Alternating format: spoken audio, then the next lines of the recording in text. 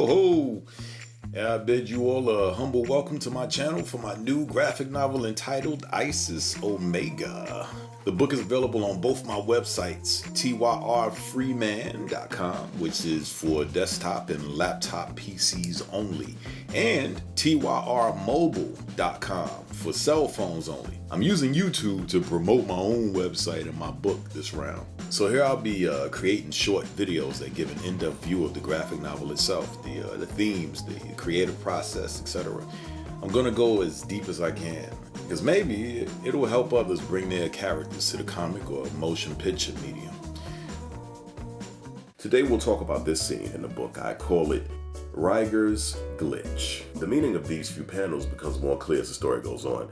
Suffice to say that there is a very human mind inside Ryger's artificially enhanced body. Ryger's body was once biological and infected with the T7V until he was cured with his invention, the nanite cell 8. It's a technovirus that overtakes the cells of the biological organism that it infects, making them immune to all terrestrial diseases and even aging. But at what cost?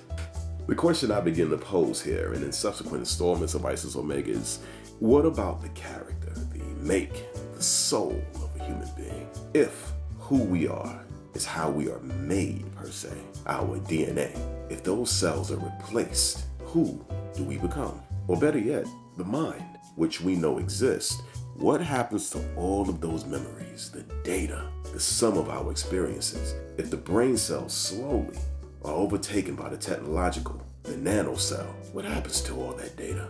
See, if memory still survives, then even though your cells are no longer the ones you were born with, you do remember you were once fully biological. You remember pain, the fear of being hurt or killed, unless you were born as an android.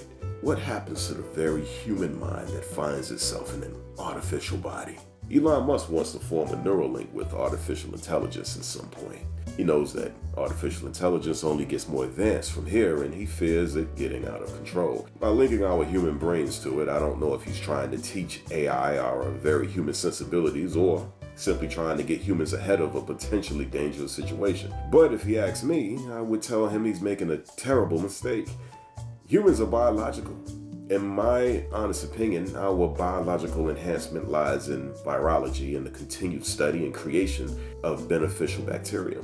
For example, we now know that the gut flora that we develop as infants is key to our own immune system and even our mental health.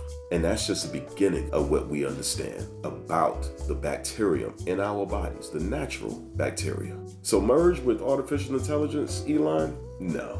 Even continued exposure to cell phones has proven to be dangerous to our mental and physical health, and the cell phone is legitimate artificial intelligence, folks. There's your merging with AI right there, and we're having a hard time with this. Let's be honest.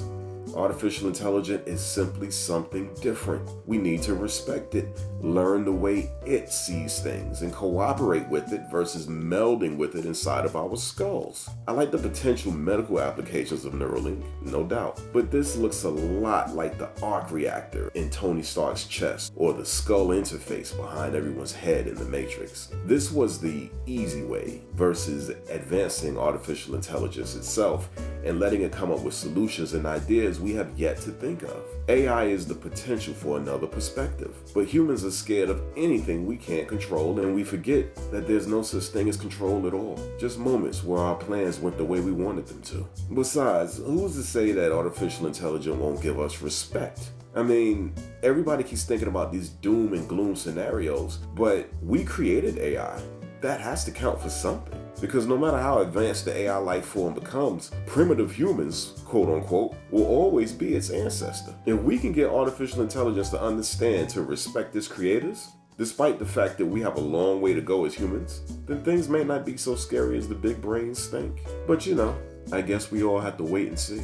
So I hope you enjoyed this video. Please press the like button, press the dislike button to relieve stress. Questions or comments, put them below and I'll answer them. Consider subscribing to the channel. I'm making more videos.